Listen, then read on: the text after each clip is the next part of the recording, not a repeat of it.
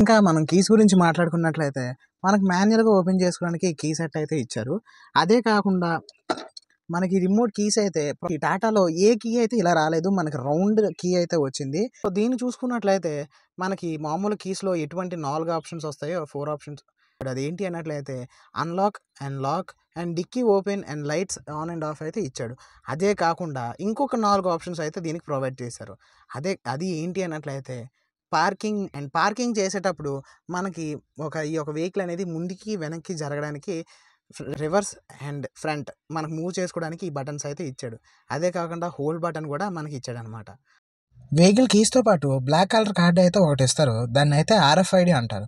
So, ఇది దేనికి use అవుతుంది అన్నట్లయితే వెహికల్ ఎప్పుడైనా సరే లాక్ అయిపోయినా, మన దగ్గర కీస్ లేకపోయినా సరే ఈ యొక్క కార్డ్‌తో వెహికల్ అనేది అన్‌లాక్ చేయొచ్చు. సో, దీనన్నిటి గురించి మనం మాట్లాడుకోవాలనుకున్నట్లయితే యూట్యూబ్ ఛానల్‌లో మొత్తం దీన్ని ఎక్స్‌ప్లెయిన్ చేస్తూ ఒక వీడియో అయితే తీశాను. సో, ఈ బీస్ట్‌ని ఎక్స్‌ప్లెయిన్ చేస్తూ ఒక వీడియో తీశాను. సో, మీరు ఈ బీస్ట్ పర్ఫార్మెన్స్‌ని ఎంజాయ్ చేయాలనుకున్నట్లయితే మన ఛానల్‌లోకెళ్ళి ఒకసారి ఆ వీడియో అయితే చూడండి.